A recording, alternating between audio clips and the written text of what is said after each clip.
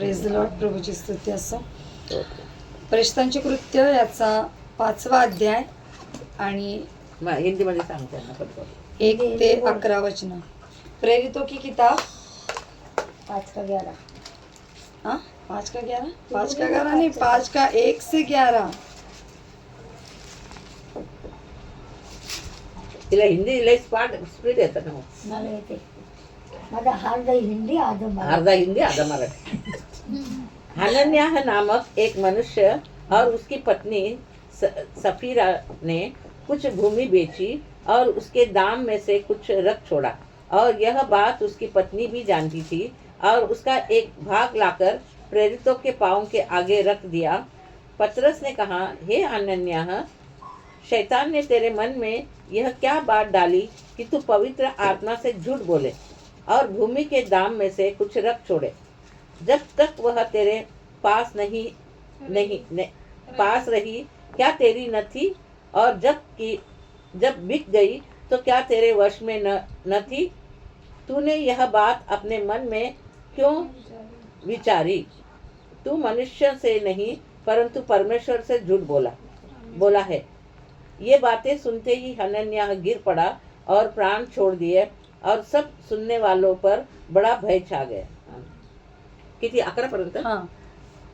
फिर जवानों ने उठकर उसको अर्थी बनाई और बाहर ले जाकर गाड़ दिया.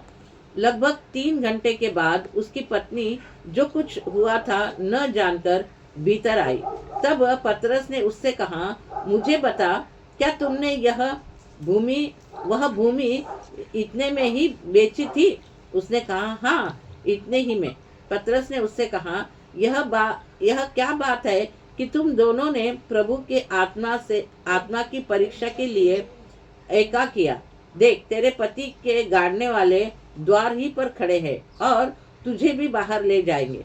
तब वह तुरंत उनके पांव पर गिर पड़ी और प्राण छोड़ दिए, और जवानों ने भीतर आकर उससे मरा पाया और बाहर ले जाकर उसके पति के पास गाड़ दिया.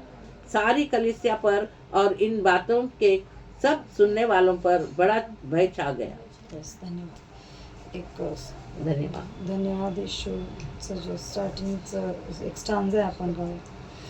धन्यवाद स्तुति गाए हम अपने प्रभु की स्तुति गाए.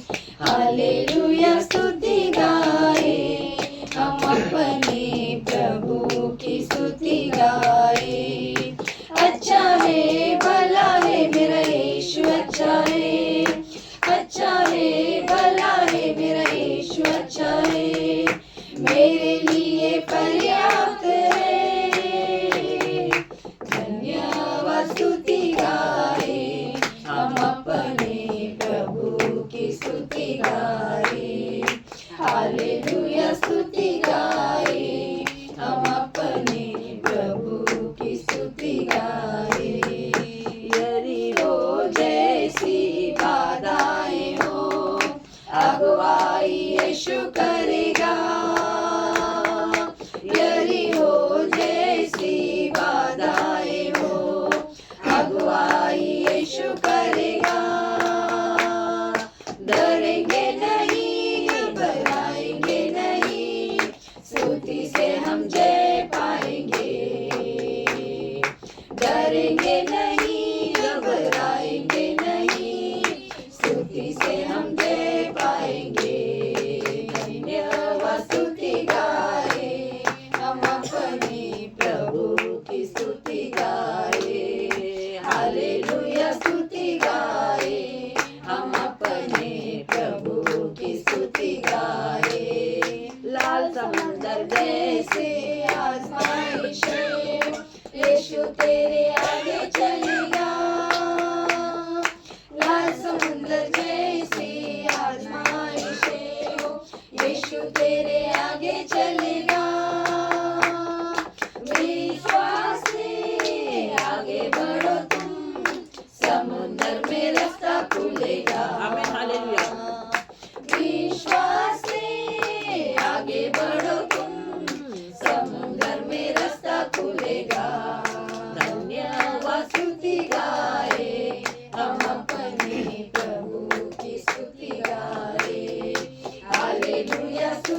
गाए, हम अपने प्रभु की स्तुति गाए।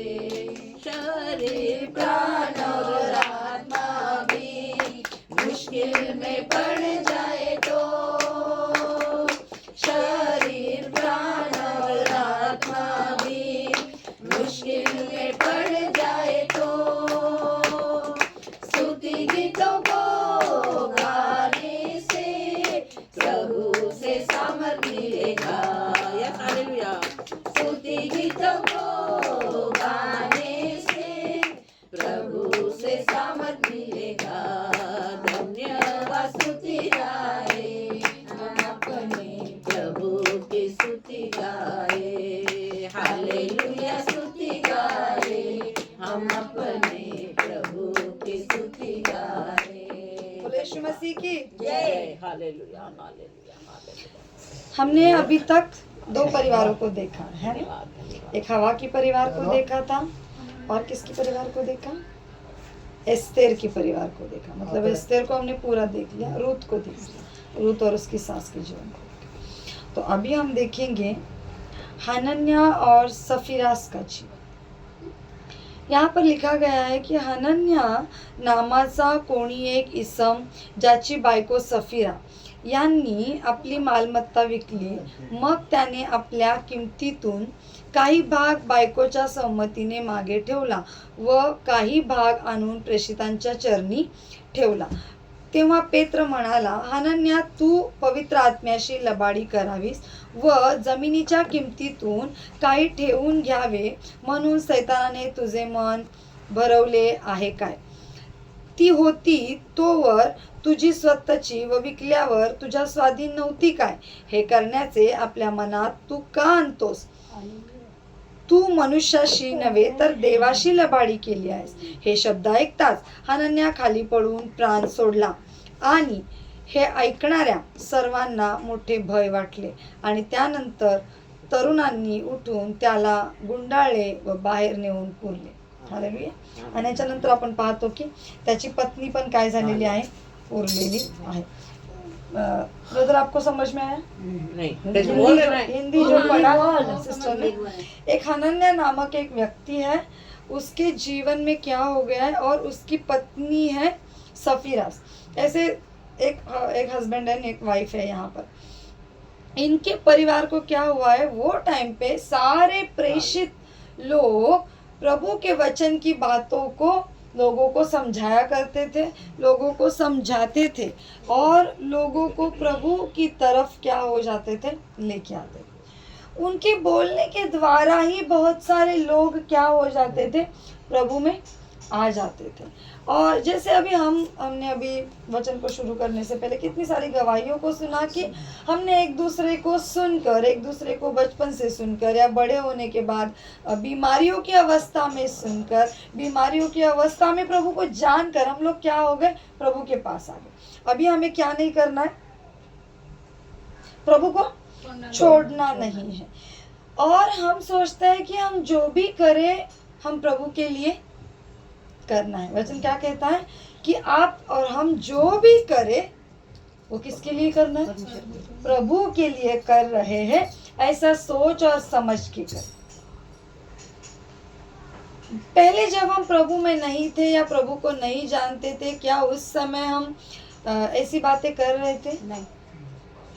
इतना प्यार से रह रहे थे, इतना प्यार हमारे अंदर था, के लिए सोचते थे। और कुछ बातें जो हम अभी सह रहे हैं, वचन कहता है कि एक दूसरे का सहन करो करके। तो क्या हम उस टाइम पे अगर हमें किसी ने कुछ बोल दिया या कुछ झगड़ा कर दिया तो हम क्या कर जाते थे? इमीडिएटली हम भी झगड़े को खड़े रह जाते थे, आंसर कर देते थे। लेकिन अभी हम कर रहे हैं क्या? नहीं कर रहे। क्यों नहीं कर रहे?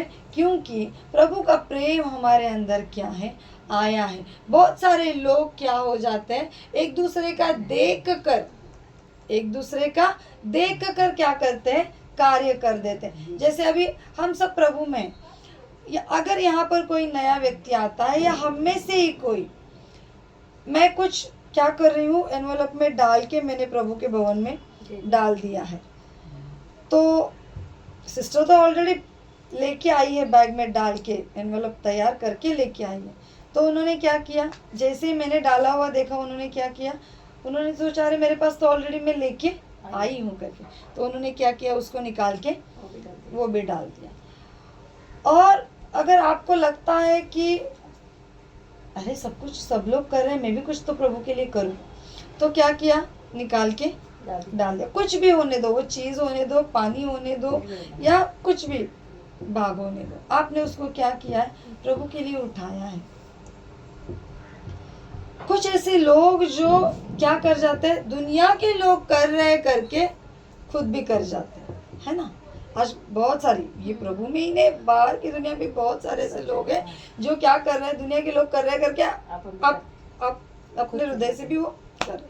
लेकिन हनन्याह सफीरास ने जो यहाँ पर किया है, वहां पर क्या लिखा है कि काय तुझे मन शैतानाने भरकटवले होतं का, क्या तेरे मन को शैतान ने घुमा दिया। शैतान ने घुमा दिया, शैतान ने बदल दिया कि तू क्या कर, उसमें से बचा के रख। ऐसा क्यों हो गया होगा? लेके तो आए प्रभु के लिए, जैसे मैंने बोला कि अभी मैंने डाला, सिस्टर जी ने डाल दिया, आपने डाल दिया, क्या उस पात्र से वापस उठाने का मन हमें हुआ है? जो पात्र में डाला है, अर्पण के पात्र में जो आपने और मैंने डाला है, क्या उसको वापस लेने का कभी मन होता है? नहीं होता है। तो अपनी इच्छा से अपन डाल रहे हैं ना, खुशी से डाला, वही बोल रही हूँ, डाला इच्छा से ही है। हाँ। क्या वापस लेने का मन होता है?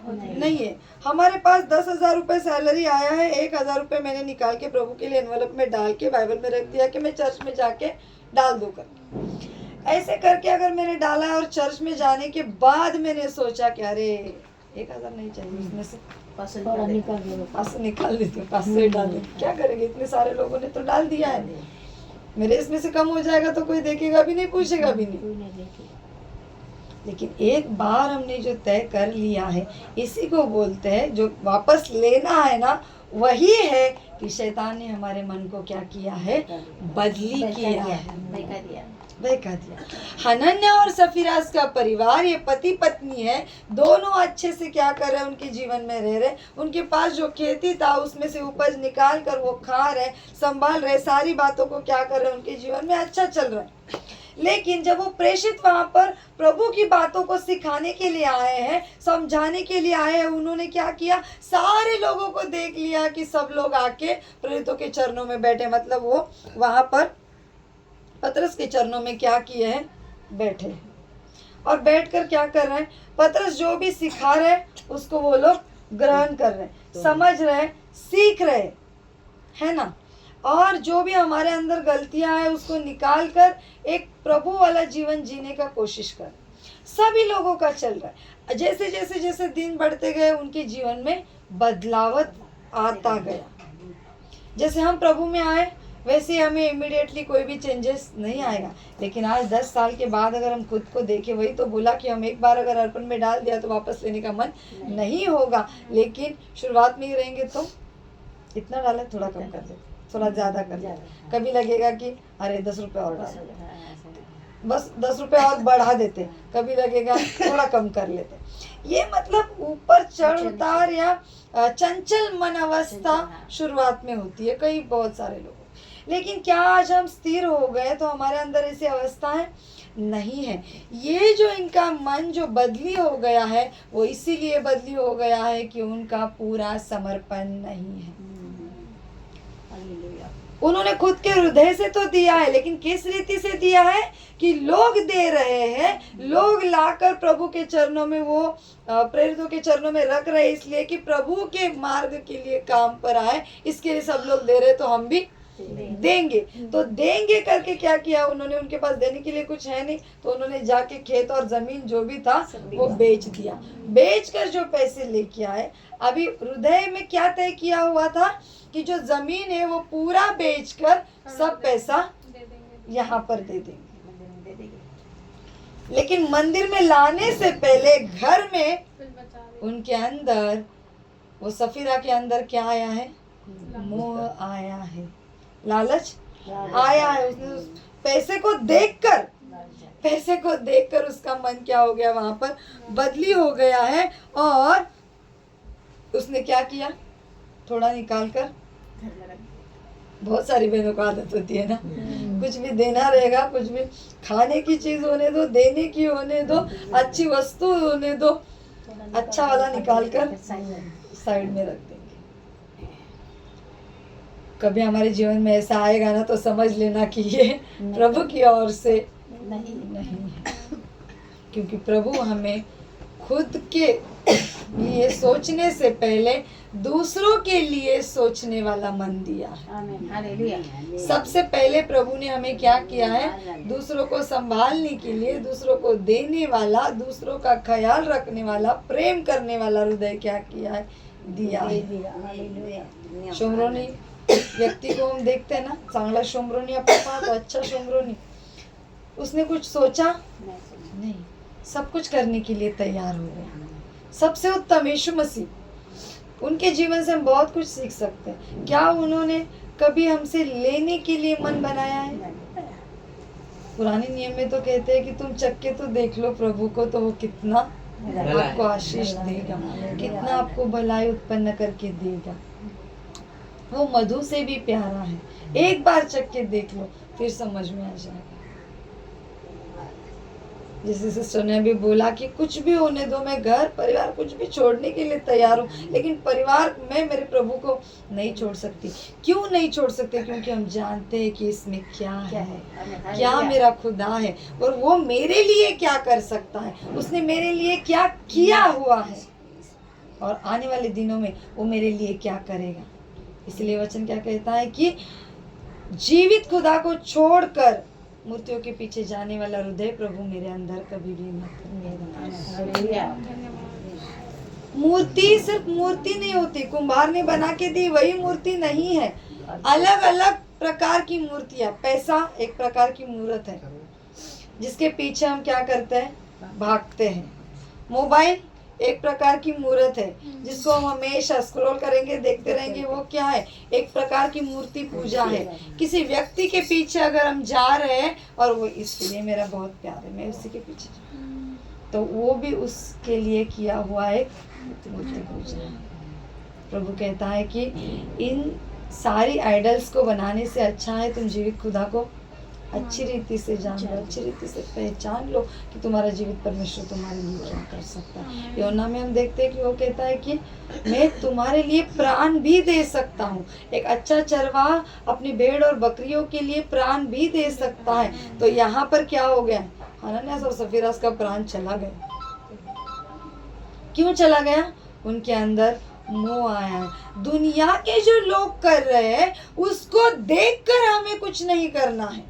दुनिया के लोग जो मार्ग पर चल रहे वो हमें नहीं चलना है। प्रभु के अंदर आकर हमें समझना है कि मेरा प्रभु कैसा दयालु है, कैसे प्रेम करता है, कैसे देने की कृपा रखता है और कैसे उसके हृदय से एक दूसरे के लिए प्रेम झलकता है या एक दूसरे के लिए करने के लिए जो हृदय तैयार होता है। तब तक ये सारी बातों को हनन्यास और सफीरा ने नहीं जाना था। सबसे पहले तो ये देखना चाहिए कि प्रभु ने मेरे जीवन में मेरे लिए क्या किया, वो पहले देखना, मेरे लिए जो प्रभु ने किया है। लेकिन हनन्यास और सफीरा का जो करने का जो कार्य था वो तो सब लोग कर रहे करके उन्होंने किया था। उनका खुद का जीवन अभी तक वो दुनिया की मोह से, उसकी लालच से और दुनिया के रीति रिवाजों से बाहर नहीं निकला है। उन सारी बातों को छोड़कर उन्होंने अगर जान लिया होता कि यीशु मसीह ने मेरे लिए क्या किया है या स्वर्गीय सामर्थ्य मेरे लिए क्या है, तभी वो उनके हृदय में वो जो मोह आया था वो नहीं आता था। लेकिन प्रभु में जब हम आए हैं तो सबसे पहले प्रभु के कार्यों को, उसकी बातों को समझना पड़ेगा। जैसे अच्छा करना, जैसे हम एक सब मिलके एक शरीर है ना, एक शरीर है। तो वचन में लिखा है कि जो बुरा शरीर है, जो बुरी वासनाएं, लालसाएं, ये अपने शरीर से काट के क्या करना है, फेंकना ही पड़ेगा। वो विचारों से हम नहीं निकल रहे। और सबसे ज्यादा अगर शैतान हमें किधर कैच कर लेता है तो वो है हमारी बुद्धि, हमारे विचारों को वो जल्दी पकड़ लेता है। क्योंकि मनुष्य कोई हाथ से या पैर से कुछ भी काम करे उससे पहले वो बुद्धि में सोचता है कि मैं यहाँ पर जाऊंगा, मैं मेरे हाथ से आज ये बनाऊंगा, मेरे हाथ से ये लिखूंगा, मेरे मुंह से ये पढ़ूंगा, मेरी आंखों से मैं देखूंगा, मेरे हाथ से बाइबल को उठाऊंगा। ये सब कहाँ होता है? सबसे पहले कृति करने से पहले, एक्ट करने से पहले वो कहाँ होता है? बुद्धि में। अपनी बुद्धि में होता है। तो वहां पर ही वो क्या कर लेता है? सबसे पहले अटैक कर लेता है कि अरे नहीं अभी नींद आ रहा है, बाद में पढ़ लेंगे। उसके बाद आप बाइबल को साइड में रख दो। उसके बाद 1 घंटे तक आप क्या करोगे? मोबाइल चला लोगे, पता नहीं चलेगा। अरे बाप रे, 1 घंटा हो गया, मैं तो 5 मिनट देख के बाइबल पढ़ने वाली थी, टाइम कहाँ चला गया? ये पैसे का मोह नहीं है इधर, वो जब तक ये समर्पण नहीं आंखों करते की तब जो, तक ऐसा होता है। ये आंखों की जो लालसा है ना, ये आंखों की लालसा ने क्या किया है? हमें बाइबल के वचन को छोड़कर मोबाइल की स्क्रीन पर लेके आया है। ये हम किसकी लालसा पूरी कर रहे हैं? किसकी इच्छा पूरी कर रहे हैं? आंखों की इच्छा पूरी कर रहे हैं। और वो आंखों की इच्छा पूरी करने के लिए हमारे हाथ और हमारी बुद्धि मदद कर रहे हैं।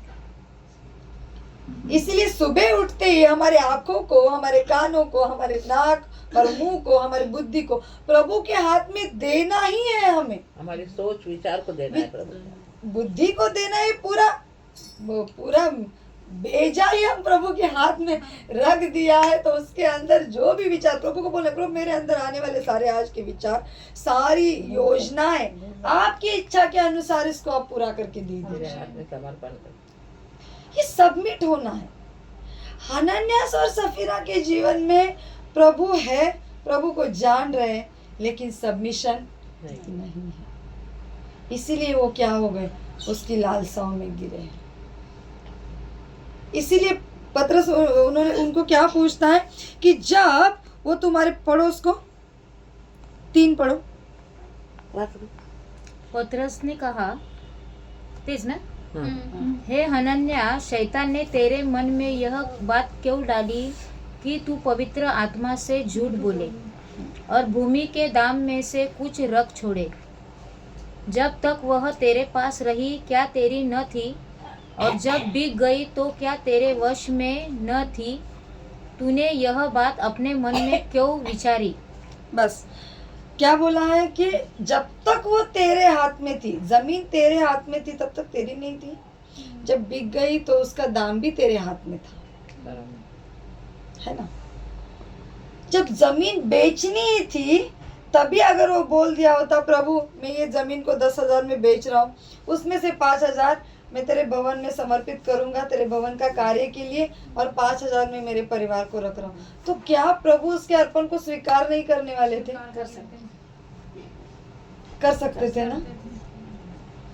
और जब बिक गई, बिक जाने के बाद अगर ये 10,000 है, प्रभु मेरी जमीन को बेचकर यहाँ पर रखे, पति पत्नी बैठकर उसको सामने रखकर प्रार्थना करते और बोलते प्रभु इसमें से 4,000 मैं आपके भवन में लेके जा रहा हूँ, इसको आप आशीषित करें, आपके कार्य के लिए, आपके सेवकों के लिए उसका इस्तेमाल हो जाए, और जो बचा है मेरे बच्चों के लिए, मेरे परिवार के लिए, आप उसको आशीषित करके उसको 2 गुना बढ़ा के दे दीजिए।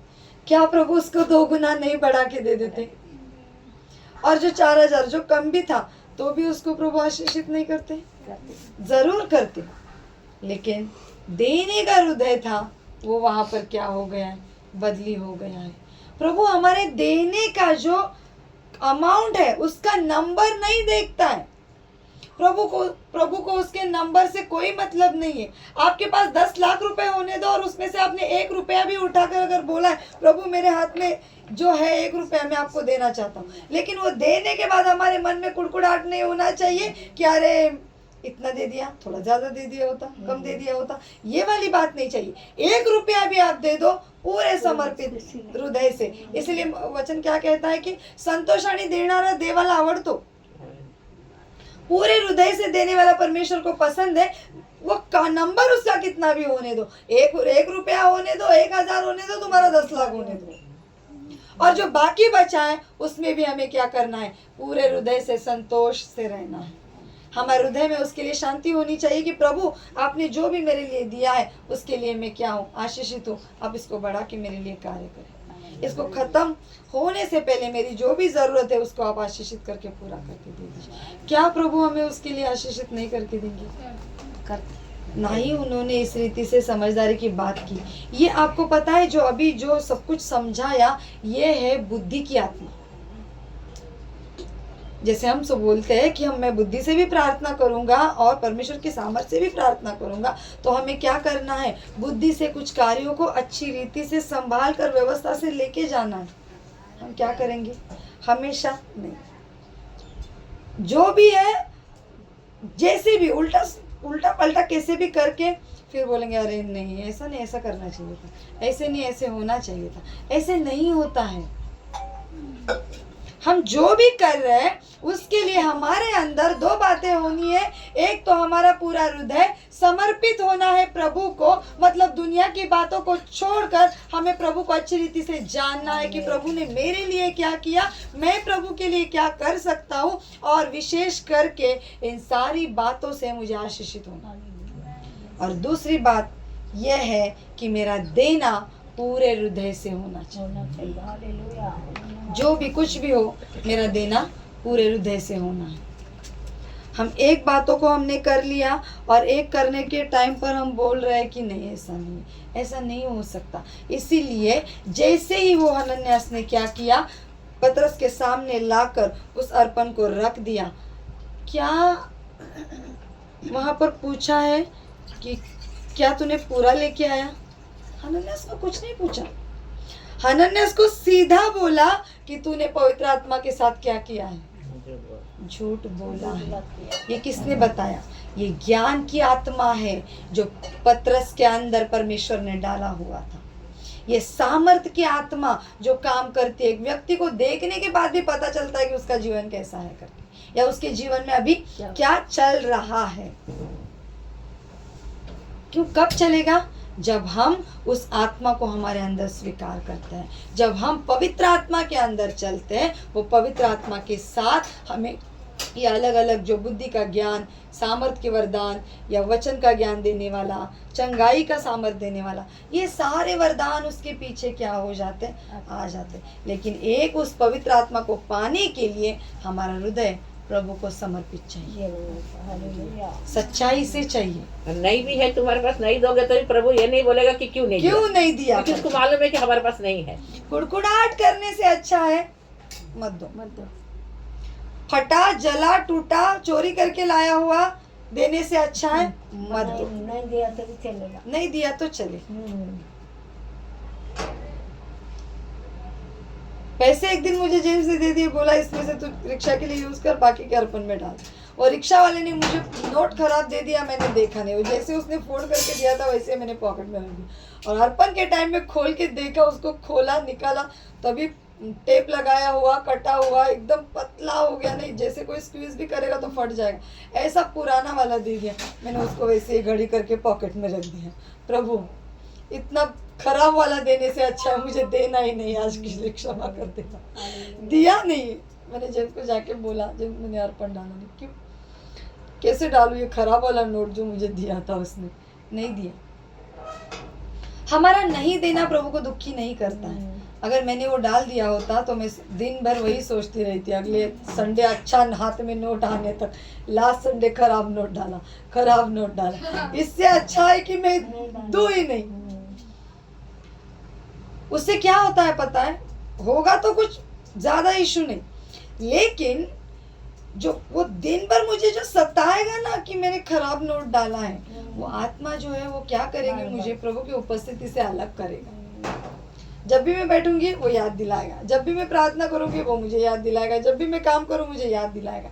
ऐसी कोई भी चीज हमारे हृदय के अंदर या कोई भी विचार हमारे हृदय के अंदर नहीं आने देना है जो हमें प्रभु की उपस्थिति से दूर करे, अलग करे। कि हम प्रार्थना में बैठे और वही याद आएगा, अरे मैंने उस दिन कोई हमको दूर नहीं करता, हम खुद ही अपने इसीलिए हमें क्या करना है? हनन्यास और सफीरा ने वो सोचा ही नहीं, अलग करके रख दिया, और वो जो लाया था वो लेके आके पतरस के सामने बैठ गया। जैसे ही बैठा, पतरस ने बोल दिया कि तूने पवित्र आत्मा के साथ झूठ बोला है। जब जमीन तेरे हाथ में थी तभी तू डिसाइड कर सकता था कि कितना देना है, कितना रखना है। जब बेच दिया, उसका पैसा आने के बाद अगर तेरे हृदय में कुछ आया है तो तभी भी तुम पति पत्नी बैठकर डिसाइड कर सकते थे कि तुम्हें क्या देना है और कितना रखना है। लेकिन तुमने कुछ भी ऐसा डिसाइड करके या घर में प्रार्थना करके आप यहाँ नहीं पर, वहाँ आके बोल सकते ना, मैं हम थोड़ा अपने लिए रखे बाकी ला तो बोला भी नहीं ना, असं ठेवलं बोला भी नहीं है कुछ, असं दिलं निकाल के रखा हुआ घर में रख दिया, जो बच्चा कुछ आया वो लेके आया। प्रभु सत्य है. त्यांनी विचारलं ना हे सगळं तू आणलं का? हा बोलला. हा हा, बोलले बायकोला तेव्हा तो बोलला, विचारलं, असं मी नाही काढून ठेवलेलं आहे आणलं. बायकोला? तर खोटं बोललाय ना तो. नाही बायकोला विचारलं, हा. बायकोला पुढे जाऊन आहे ना. मग असे झाले की सुमारे 3 तासांनी त्याची बायको आली. अभी हनन्यास ने पहले सुन लिया था कि मैंने गलती पवित्र आत्मा के साथ किया है, और वो टाइम पे पवित्र आत्मा के साथ गलती करने के बाद उनके सामने जीवित रहने वाला ऐसा व्यक्ति नहीं है. वो बहुत स्ट्रांग होता था वो टाइम पहले के स्ट्रिक्ट होते थे वो. कि पवित्र आत्मा के सामने अगर हमने कुछ भी मुंह से गलत भी बोल दिया, हमारे हृदय में भी आया ना, तो उधर. इसीलिए जो याजक लोग या पास्टर्स लोग जो प्रभु के भवन में अंदर जाया करते थे, उनके कमर में या पैर में क्या किया जाता था, एक रस्सी बांध दी जाती थी, और उस कोई जगहों पर कुछ आवाज करने वाली चीज, घंटी, घुंघरू जैसा ऐसा कुछ भी, तो कुछ याजक को अंदर कुछ तकलीफ हो रही है तो रस्सी को खींच के एटलीस्ट बता सकता था. नहीं है तो वो उधर ही मर के गिर जाएगा. फिर जब वो रस्सी, बाहर के लोग जो है वो रस्सी खींच के देखेंगे, रस्सी आसानी से नहीं आ रही, उसको वजन लग रहा है, तभी समझ जाना है याजक मर गया, उसके अंदर कुछ भी पाप था करके. तो वो प्रेत लाने के लिए, वो बॉडी लाने के लिए भी अंदर जाने के लिए वो रस्सी अनुमति से है. खींचते वो हैं. रस्सी से ही खींच के लाना है. तो ऐसी अवस्था में अगर आज उससे तो कई गुना हम, परमेश्वर ने हमें पवित्र आत्मा के सामने आकर बैठने की अनुमति दी है. प्रभु यीशु मसीह के सामने डायरेक्टली आके हम पिता पुत्र पवित्र आत्मा के सामने हम बैठ के आज प्रार्थना करते हैं, लेकिन हमारे अंदर डर नहीं आता. वो टाइम का डर अभी रहता तो, वो टाइम का जो पवित्र अभी आत्मा, ऐसा रहता था, अभी रोज एक एक पास्टर खत्म होते थे. विश्वासी भी, हम लोग भी खत्म होते थे, कोई भी नहीं बचता. विश्वासी भी पूरे. लेकिन प्रभु ने अपने आप को त्याग त्याग के के हमारे लिए इतना नम्र होके पवित्र आत्मा चान्स दिलाय चूक परमेश्वराने. केली. म्हणजे चुकी केली तरी तुम्ही सुधरा, चुकी क्षमा केली तरी सुधरा. क्षमा करा, क्षमा मागा. परंतु ज्या दिवशी तपणाऱ्या अग्नीचा दिवस येणार आहे, त्या दिवशी त्याच्यानंतर मात्र तुम्हाला नाही भेटणार. वेळ चान्स नाही नाही, आपल्याकडे. चान्स नाही. तो दिवस येण्यापूर्वीच आपण काय करायचं, स्वतःला सुधारायचंय, स्वतःला बदली करायचंय. आणि मग त्या ठिकाणी त्याला काय झालं, डायरेक्ट प्राण सोडून दिला. त्याला समजलं, आता उसको समझ में आ गया कि मैंने पवित्र आत्मा के साथ गलती किया है. तो उसके 3 घंटे बाद उसकी पत्नी आती है. 3 तासांनी त्याची बायको आत आली. त्या झालेले वर्तमान तिला समजले नव्हते. उसको पति मर के उसको दफना के आ गए करके भी पत्नी को अभी तक पता नहीं है. मालूम नहीं. उसको पता ही नहीं, वो बाहर खड़ी है, अंदर क्या हो गया उसको पता नहीं. उसके बाजू से ही उसको लपेट के लेके गए, लेकिन लपेटे हुए सियान खाली पकड कशाला आवाज करतो रे? माहिती आहे ना प्रार्थना चालू आहे. बंद करून घे. ते एका जागी बस, एका जागी. तो क्या हुआ, उसको लपेट के बाजू से ही लेके गए, लेकिन उसको समझ में नहीं आया इसके अंदर मेरा पति है करके. आगे जाके वो क्या बोलता है कि आता आत आली तेव्हा झालेले वर्तमान तिला समजले नव्हते. जब वो अंदर आई उसको समझ में नहीं आया कि इसके अंदर क्या हुआ है करके. पेत्र तिला म्हणाला, मला सांग एवढ्यालाच तुम्ही जमीन विकली काय. मतलब पवित्र आत्मा ने वो आंकड़ा जो है, कितने रुपयों के लिए उन्होंने वो जमीन बेचा है, किती पैसे देऊन त्यांनी ती जमीन काय केली, घेऊन ती जमीन विकली. म्हणजे ती जमीन विकल्याच्या नंतर किती पैसे आले हे पेत्राला त्यावेळेस पवित्र आत्म्याने दाखवलं होतं. इसीलिए है ना, याजक के सामने कभी भी झूठ नहीं बोलना है, क्योंकि उनके सामने या पवित्र आत्मा के सामने हम कुछ भी झूठ बोल नहीं सकते, छुपा नहीं सकते, क्योंकि ऑलरेडी उनको सब कुछ पता होता है. तो वहां पर क्या किया है कि वो पतरस जो याजक के रूप में उसके सामने खड़ा है, उसको पूछ रहा है, इतने में ही तुमने जमीन को बेचा है क्या? तो उसने उत्तर क्या दिया, हाँ इतने में ही बेचा है करके. तभी भी वो मुंह नहीं खोला उसने, पूछने के बाद भी, कि इतने में बेचा था और इतना मैं घर रख के आई हूँ और इतना लेके आई हूँ. इतना अगर बोल दिया होता, मतलब जो गलती किया हुआ था उसको एक्सेप्ट करना बहुत ज़रूरी था. पवित्र आत्मा के सामने वो अपनी कबूली, जो गलती किया है उसका कबूली देना भी बहुत इम्पोर्टेंट है. हम उसका कबूली नहीं दे रहे, उसको स्वीकार नहीं कर रहे और हम ऐसे जी रहे हैं कि मैंने कुछ किया ही नहीं है, तो पवित्र आत्मा छोड़ेगा। और ये जीवन, ये जो ऐसा चलने वाला है ना, जो हम गलती करके उसको स्वीकार नहीं करते हैं और उसी में चलते रहते हैं, ये जीवन पवित्र आत्मा तो देखता ही है और उसी के साथ शैतान भी देखता है। इसीलिए वो हमेशा हमारे ऊपर क्या करता है, अलग अलग मार्ग से, अलग अलग चीज़ों से अटैक करते रहता है, क्योंकि वो जानता है अरे इसके अंदर पवित्र आत्मा है, लेकिन मतलब क्या, ये तो हमेशा गंदगी में ही पड़ा है। मतलब जो मुझे चाहिए, किसको, जो शैतान को चाहिए, जो गलत आत्मा को, जो दुष्ट आत्माओं को चाहिए, वही स्वभाव, वही विचार अगर हमारे अंदर आएगा तो वो क्या होगा, एक बर्तन अगर मैं यहाँ पर रख दूँ मधुमक्खी का शहद भर के, तो ये एरिया में जितनी भी मधुमक्खियाँ हैं उनको जाके इनविटेशन देना पड़ेगा, आ जाओ मेरे घर पे मधु रखा है, तुम लोग खा लो। बराबर आ जाते और कैसे आ जाएंगे, सुन के आ जाएंगे, पास से आ जाएंगे, उनको पता चलेगा। इसीलिए जब हम इस घर में या हमारे जीवन में, हमारे परिवार में, कलीसिया में हम किधर भी प्रार्थना कर रहे हैं, हमारा जीवन वो मधुमक्खी के शहद के जैसा मीठा जो प्रभु ने हमें दिया है वैसे ही होना चाहिए। उसके अंदर अगर कुछ गंदगी है तो वो गंदगी को सूंघते हुए दुष्ट आत्माओं को बुलाने का, जाके इनविटेशन देने का जरूरत नहीं है।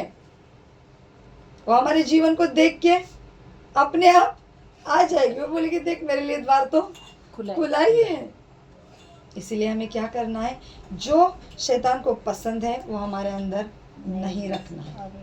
जो प्रभु को पसंद है वो अगर हम रखेंगे ना, तो वो क्या करेगा पता है, हमारे ऊपर अटैक करने से पहले जाके वो प्रभु से बात करेगा, प्रभु मुझे उसके ऊपर हाथ लगाना है। बोलेगा लगा, कैसे लगाओ, तेरे सारा प्रोटेक्शन उसके ऊपर है। योब के लिए शैतान ने जाके परमिशन निकाला। आज हम हमारे स्वभाव से, हमारी बातों से, हमारे मुंह से, आंखों से, कानों से, नाक से, सारे द्वार खोल के शैतान को दे रहे और बोलते क्या रहे, मेरे जीवन में ऐसा कैसे हो गया। ऐसे हम नहीं बोल सकते। हमारा जीवन जांचना, परखना बहुत जरूरी है। और वो आके जाके क्या बोलता है, प्रभूच्या आत्म्याची परीक्षा पाळण्यास तुम्ही संगनमत का केले, पहा ज्यांनी तुझ्या नवऱ्याला पुरले त्याचे पाय दाराशीच आहेत, ते तुलाही उचलून बाहेर नेतील आणि तिने लागलेस त्याच्या पायाजवळ पडून प्राण सोडला। तुम्ही देवाच्या आत्म्याशी लबाडी करायचं आहे हे तुम्ही एक मनाने ठरवूनच आलाय का? एकतर आल्या आल्या हनन्यास काही बोलला नाहीये, बरोबर। पेत्राने पकडून दाखवलं, पेत्र ने उसको क्या किया, पतरस ने जान लिया कि इन्होंने कुछ पैसा घर पे रखा है, फिर भी उसकी कबूली नहीं दी, प्राण छोड़ दिया। पत्नी अंदर आने के बाद भी पत्नी को डायरेक्टली नहीं बोला कि तुम लोगों ने पवित्र आत्मा के साथ झूठ बोला है करके, उसको पूछा कि इतने में ही आपने जमीन बेचा है क्या? हाँ इतने में बेचा। वो बचा के रखा है, वो बोला नहीं। इसलिए वो क्या बोलता है कि तुम्ही ठरवूनच आला होतात का? तुम लोग एक ही हृदय से पहले ही डिसाइड करके आए हैं क्या इतना ही जाके बोलना है करके? तो अभी जो लोग तेरे पति को दफन करके आए, उनके पैरों की मिट्टी भी अभी तक नहीं गिरी है, ऐसे लोग तुझे भी उठाकर लेके जाने के लिए तैयार है। इतनी बातों को सुनकर उसने सीधा त्याच्या पायाजवळ पडून प्राण सोडला आणि तरुणांनी आत येऊन तिला नेले आणि बाहेर नेऊन तिच्या नवऱ्याजवळच पुरले। कुठं नेऊन पुरलं? तुम्ही एकच मताने विचार केलता, एकच मताने तुम्ही आलतात, मग आता एकाच ठिकाणाला जा, बरोबर आहे ना? असं करून त्यांचं जीवन स्वर्गात गेलं असेल? नाही गेलं। त्यांना एकाच जवळ पुरलंय, एकत्रितच पुरलंय, लक्षात येत आहे? एकाच ठिकाणी पाठवलंय।